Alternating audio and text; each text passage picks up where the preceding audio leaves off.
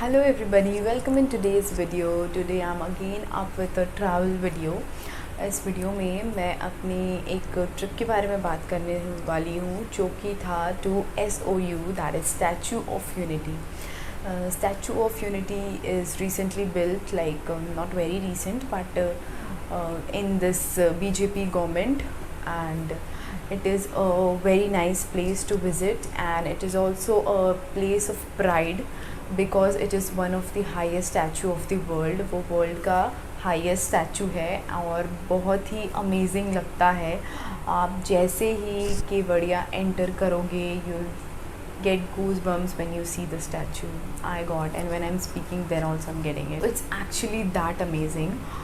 तो वहाँ पे आप एक पूरा दिन स्पेंड कर सकते हो एंड चार्जेस है सब जगह के अलग अलग. Everything is available online. आप ऑनलाइन अपनी बुकिंग्स करके जा सकते हो and you can also book offline over there as well.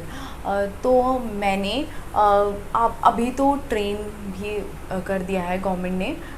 Trains है डायरेक्ट केवड़िया रेलवे स्टेशन है जो दिल्ली से भी अब कनेक्टेड हो गया है.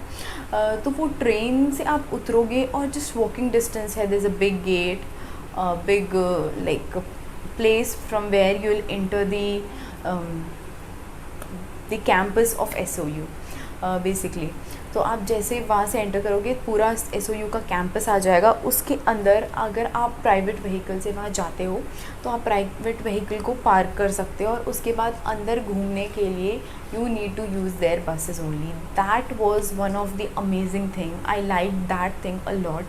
कि आप वहाँ पे जाके कहीं ट्रैफिक जैम नहीं कर पाओगे बिकॉज़ बहुत सारे प्लेसेस है जहाँ मैं घूमने गई हूँ और वहाँ मैंने देखा है कि traffic is a very big issue, specially in hilly areas like in hill stations और इन हिमाचल. बेसिकली जो होता है जो नियर बाई के लोग होते हैं जैसे कि पंजाब, हरियाणा, दिल्ली के, they come on their personal vehicles और फिर इतना ज़्यादा ट्रैफिक जैम हो जाता है क्योंकि वहाँ के रोड बहुत पतले हैं. वहाँ पे मतलब एक साथ इतनी ज़्यादा मतलब आप रिस्क नहीं ले सकते ना, तो इस वजह से वो चीज़ें हो जाती है. टूरिस्ट प्लेस में तो ऑब्वियसली भीड़ होना लाजमी है और अगर वहाँ पे अगर आप अपनी पर्सनल व्हीकल से जाते हो तो बहुत ज़्यादा आप ट्रैफिक जैम कर देते हो. लोगों का टाइम बहुत वेस्ट हो जाता है. अगर कोई 2 दिन के लिए घूमने आया है तो उसका अराउंड 5-6 घंटे बहुत टाइम, मतलब जितने टाइम वो फ्रेश होके आराम करते फिर घूमते वो सारा वेस्ट हो जाता है. तो ये लॉजिक मुझे यहाँ का बहुत अच्छा लगा. इनफैक्ट जहाँ भी टूरिस्ट प्लेस है अगर गवर्नमेंट ये चीज़ करे तो बहुत अच्छा होगा. लोगों के घूमने में बहुत ईज़ आ जाएगा. आप अगर पर्सनल व्हीकल से जा रहे हो तो वहाँ पार्किंग एरिया आप जाके पार्क कर दो और आप बस के लिए वेट करो. बस आपको प्लेस टू प्लेस ले जाएगी. आपका एक पूरा दिन आप स्पेंड कर सकते हो SOU में. सबसे पहले आपका एक 150 रुपीज़ का टिकट आता है which will take you to the statue. आप स्टैचू देख सकते हो, उसके कैंपस में एंटर कर सकते हो. वहाँ से आप म्यूज़ियम देखोगे पूरा सरदार वल्लभ भाई पटेल की लाइफ के बारे में और पूरी इंडियन हिस्ट्री और जर्नी के बारे में. वहाँ पे बहुत अच्छा म्यूज़ियम है. It is a smart museum.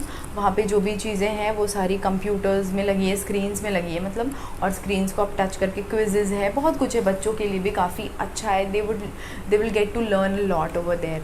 तो वो आप 150 रुपीज़ दे के उस म्यूज़ियम में एंटर कर सकते हो और फिर म्यूज़ियम के बाहर पे स्टेयर्स है.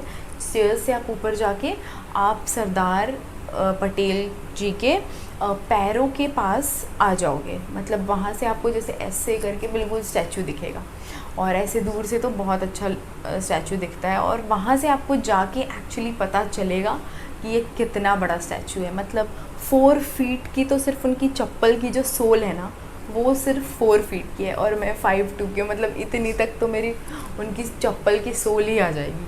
So you can imagine how huge, big and large it is. और उसकी पूरी कंस्ट्रक्शन हिस्ट्री और सारा कुछ म्यूज़ियम के अंदर आपको मिल जाएगा. तो आप म्यूज़ियम में घूम के सारी इन्फॉर्मेशन कलेक्ट कर सकते हो. अंदर थिएटर्स है जिसमें बहुत सारी मतलब चीज़ें, बातें बताई जा रही हैं उसको बनाने पे और क्यों बनाया गया. सरदार वल्लभ भाई पटेल का क्या ड्रीम था उसे बनाने के लिए. नर्मदा पे उन्हें डैम बनाना था और वो डैम भी है. और उसके अलावा हाँ, अब जब आप अंदर म्यूज़ियम वगैरह घूम लोगे तो अंदर से एक लिफ्ट है. That is like a amazing idea और the technology which they have used. आप 10 मिनट तो बहुत बड़ी बात है, 2 या 3 मिनट के अंदर आप 70 फ्लोर ऊपर चले जाओगे, direct on the heart of Sardar Vallabh Bhai Patel. तो जो है नीचे उनके पैर के नीचे एक म्यूज़ियम बना है, उसके ऊपर स्टैचू खड़ा है, म्यूज़ियम के ऊपर।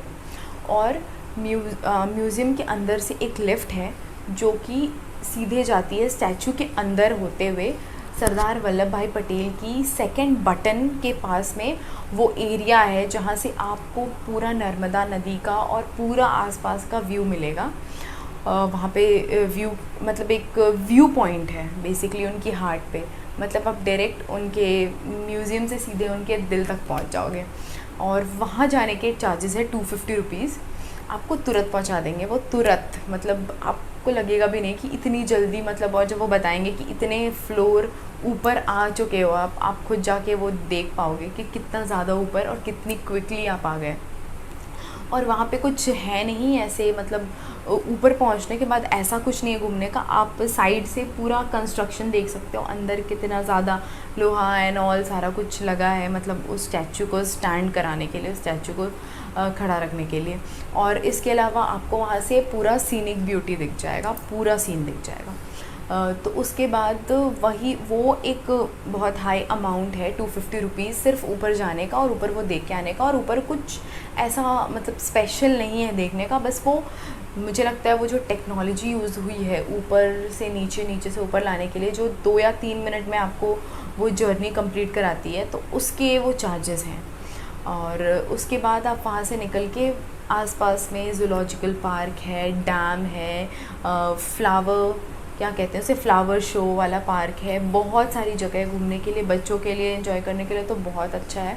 पूरा दिन निकल जाएगा, you will get to know a lot about that place. और वो एक एक्चुअली मतलब बोलते हैं ना जैसे कि यूटिलाइज़ किया है प्लेस को।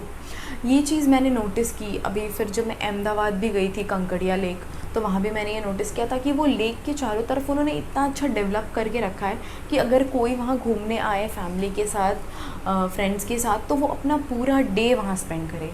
मतलब छोटी छोटी चीज़ें हैं जिस पे आप एंजॉय कर सकते हो। उसी तरीके से यहाँ पे भी है, आप जाओगे तो आपका पूरा दिन निकल जाएगा वहाँ एंजॉय करने में।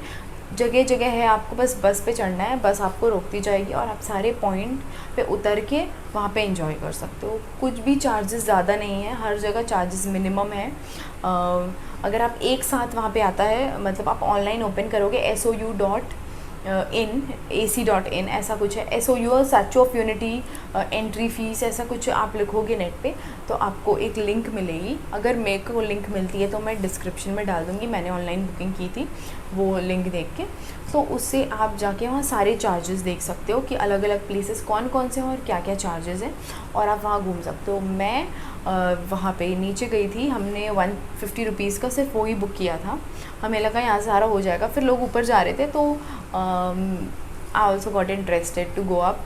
फिर वहाँ पे हमने 250 रुपीज़ बाद में पे करके, वहाँ पे कैश ट्रांजैक्शन नहीं होगा, so you need to carry a card to do the transaction, ठीक है। तो वहाँ पे हमने ट्रांजैक्शन किया, फिर हम ऊपर गए थे, ऊपर व्यू वगैरह देखा, फिर वहाँ से निकल के डैम देखा, नर्मदा डैम, जो डैम बना है नर्मदा नदी पे। और उसके बाद वो फ्लावर शो वाला प्लेस, तो वहाँ फ्लावर शो, लाइट शो, मतलब ये सब चीज़ें, वाटर शो एंड ऑल, ये सब पूरे दिन होता रहता है। और जब मैं गई थी उस टाइम बहुत सारे फ्लावर एरिया कवर्ड थे, may be that was not the season off that flower, तो वो कवर्ड थे, पर काफ़ी ब्यूटीफुल प्लेस है, मतलब पूरा दिन स्पेंड करने लायक है। और गुजरात में ज़्यादा ठंड नहीं पड़ती, गर्मी होती है, so prefer going there in winters.